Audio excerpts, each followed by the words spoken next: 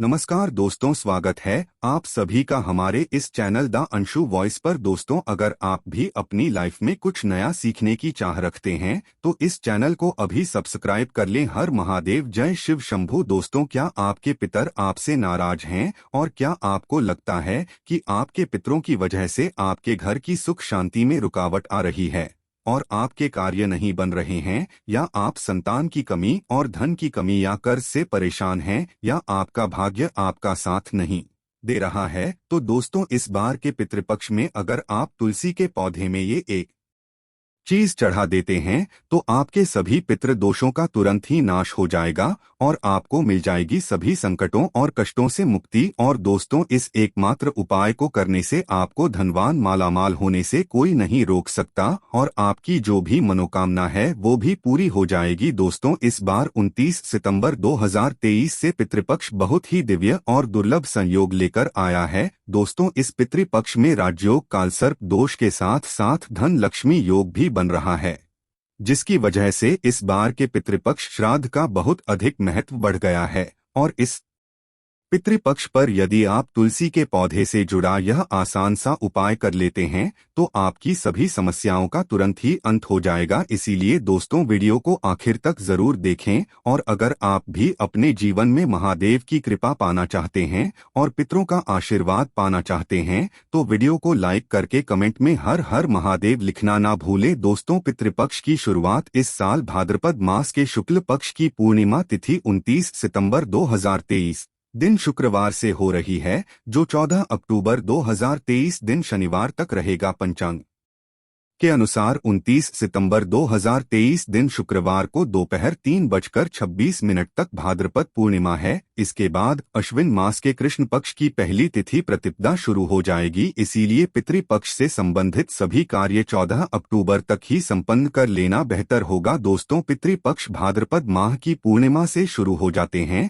और अश्विन मास की अमावस्या पर समाप्त होते हैं। अश्विन मास की अमावस्या को सर्वपितृ अमावस्या कहा जाता है। पितृपक्ष पूरे 16 दिनों के होते हैं। इन्हें श्राद्ध पक्ष और कनागत भी कहा जाता है। पितृ पक्ष पितरों को समर्पित होते हैं। पितृपक्ष पूर्वजों के प्रति सम्मान और श्रद्धा के प्रतीक हैं। इस दौरान पितरों के निमित्त ही कार्य किए जाते हैं। किसी भी तरह का शुभ कार्य, विवाह, मुंडन, गृह प्रवेश आदि वर्जित रहते हैं। शास्त्रों के अनुसार पितृपक्ष अपने पूर्वजों के प्रति श्रद्धा भाव दिखाने का समय होता है। पितृपक्ष में पितरों के लिए तर्पण और पिंडदान किया जाता है। मान्यता है कि श्राद्ध पक्ष में पितर पितृलोक से किसी न किसी रूप में अपने स्वजनों से मिलने के लिए धरती पर आते और स्वजनों के द्वारा भोजन और भाव ग्रहण करते हैं। ब्रह्मवैवर्त पुराण में बताया गया है कि देवी देवताओं को प्रसन्न करने से पहले मनुष्य को अपने पितरों को प्रसन्न करना अति आवश्यक है, क्योंकि जिसके पितर उससे नाराज होते हैं उससे सभी देवी देवता भी रुष्ट हो जाते हैं। पितरों की इस नाराजगी को पितृ दोष भी कहा जाता है। पितृपक्ष पितरों को प्रसन्न करने के बहुत ही खास दिन होते माना जाता है कि पितृपक्ष के दौरान श्रद्धापूर्वक किए गए छोटे से प्रयास से ही पितृ प्रसन्न हो जाते हैं और पितृ दोष से मुक्ति मिलती है। आज के इस वीडियो में हम आपको पितरों को प्रसन्न करने का एक बहुत ही आसान और असरकारक उपाय बताने जा रहे हैं। इस उपाय को करने से पितर प्रसन्न और होते हैं, पितरों को शांति मिलती है। पितृ प्रसन्न होकर अपने परिवारजनों को पितृ दोष से मुक्ति का आशीर्वाद देते हैं। पितृदेव के साथ साथ भगवान विष्णु और मां लक्ष्मी जी की कृपा से सभी कष्टों और संकटों से छुटकारा मिलता है और घर में सुख समृद्धि आती है। दोस्तों, इस उपाय को सही प्रकार से करने के लिए आप हमारे इस वीडियो को एंड तक अवश्य ही देखें। और आगे बढ़ने से पहले आपसे रिक्वेस्ट करते हैं कि वीडियो को लाइक जरूर करिएगा, दोस्तों को शेयर कर दीजिएगा। और अगर आपने अभी तक चैनल को सब्सक्राइब नहीं किया है तो चैनल को सब्सक्राइब करके बेल आइकन जरूर दबाएगा।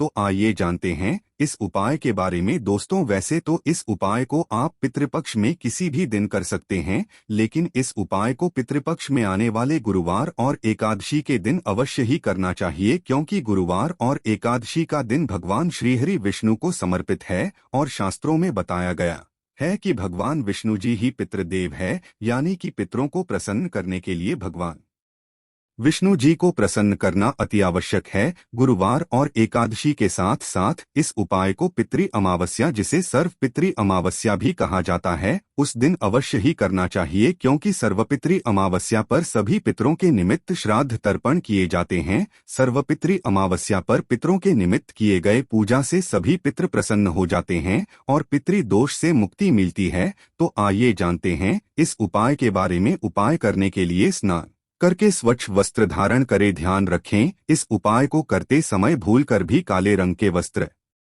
न पहनें। इसके बाद आप एक पात्र में शुद्ध जल लें। आप इस उपाय को करने के लिए तांबे के पात्र का इस्तेमाल बिल्कुल ना करें। अब इस जल में आप 1 चम्मच कच्चा दूध डालें, फिर इस जल में 1 चुटकी शक्कर डालें। शक्कर डालने के बाद अब आप इस पत्र में 1 चुटकी साफ पिसी हुई हल्दी मिला लें। हल्दी भगवान श्री हरि विष्णु को प्रिय है, इसीलिए भगवान विष्णु को प्रसन्न करने के लिए भगवान विष्णु की पूजा में हल्दी का अवश्य ही इस्तेमाल करना चाहिए। अब आप एक दिया तैयार करें। आप मिट्टी का, आटे का या पीतल का कैसा भी दिया ले सकते हैं, लेकिन ध्यान रखें दिया शुद्ध घी का ही होना चाहिए। अब इस दिए और जल को लेकर आप तुलसी जी के पास जाएं। दोस्तों, सनातन धर्म में तुलसी जी का विशेष महत्व बताया गया है।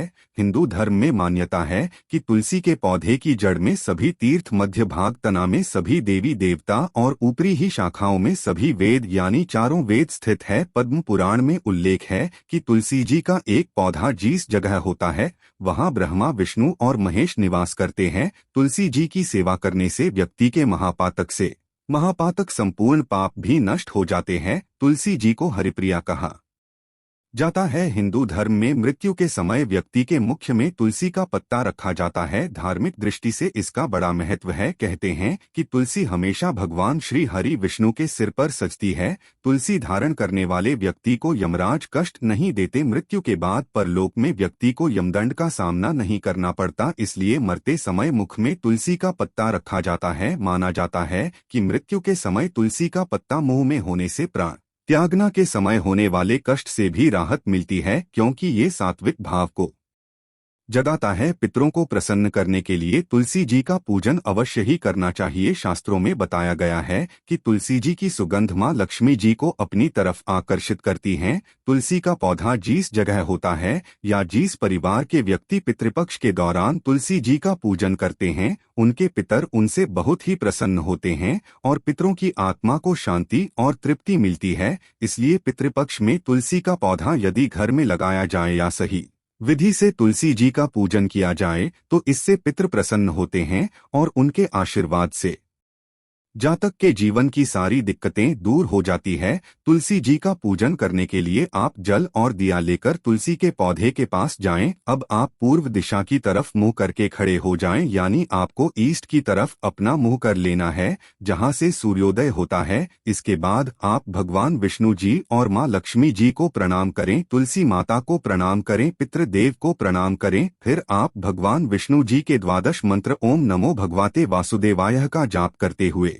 तुलसी जी पर ये जल अर्पित करें। जल अर्पित करने के पश्चात अब आप तुलसी जी के सामने शुद्ध घी का दिया जलाए। फिर आप भगवान विष्णु के इसी मंत्र ओम नमो भगवते वासुदेवाय का जाप करते हुए तुलसी जी की 11 परिक्रमा करें। तुलसी जी की परिक्रमा करने के पश्चात अब आप तुलसी जी को प्रणाम करें और भगवान विष्णु जी के महामंत्र ओम नमो भगवते वासुदेवाय का 108 बार जाप करें। अब आप तुलसी जी के चरणों की राज्य यानी कि तुलसी के पौधे के पास से थोड़ी सी मिट्टी उठाकर उसे अपने मस्तक पर लगाएं। फिर आप भगवान विष्णु और मां लक्ष्मी जी को प्रणाम करें और तुलसी माता को प्रणाम करें। अब भगवान विष्णु लक्ष्मी जी और तुलसी माता से अपने पितरों की तृप्ति और शांति की प्रार्थना करें। अब आप पितृदेव को प्रणाम करें और जाने अनजाने में की गई गलतियों की क्षमा मांगें। इसके बाद आप भगवान से और पितृदेव से प्रार्थना करें कि वह आपके सारे कष्टों और संकटों को दूर करें और अपना आशीर्वाद हमेशा आप पर बनाए रखें। भगवान से पितृदोष से मुक्ति की भी प्रार्थना करें। दोस्तों, शास्त्रों में बताया गया यह बहुत ही आसान और असरकारक उपाय। इस उपाय को करने से पितर प्रसन्न होते हैं और अपने परिवारजनों को आशीर्वाद देते। पितरों के आशीर्वाद से ही जीवन की सारी दिक्कतें दूर हो जाती है और पितृदोष से छुटकारा मिलता है। भगवान विष्णु और माँ लक्ष्मी जी और तुलसी माता की कृपा से घर में सुख समृद्धि आती है। इस उपाय को करते समय कुछ बातों का विशेष ध्यान रखें। महिलाएं पीरियड्स के दौरान इस उपाय को ना करें। तुलसी जी का पूजन करने से पहले स्नान अवश्य ही करें। तुलसी जी का इस तरह पूजन रात्रि के समय या संध्या काल के समय भूलकर भी ना करें। तुलसी जी का पूजन रविवार के दिन भी ना करें। साथ ही इस बात का भी ध्यान रखें कि तुलसी जी का पूजन आप ऐसे ही करें जो मंदिर में लगी हो या आपके खुद के घर में हो। अशुद्ध जगह पर लगी तुलसी जी का पूजन आप भूल कर भी ना करें और तुलसी जी का पूजन जूते चप्पल पहन कर भी ना करें। तुलसी जी का पूजन करते समय इन बातों का विशेष ध्यान रखें। दोस्तों, आइए जानते हैं कि कुंडली में पितृदोष का निर्माण कैसे होता है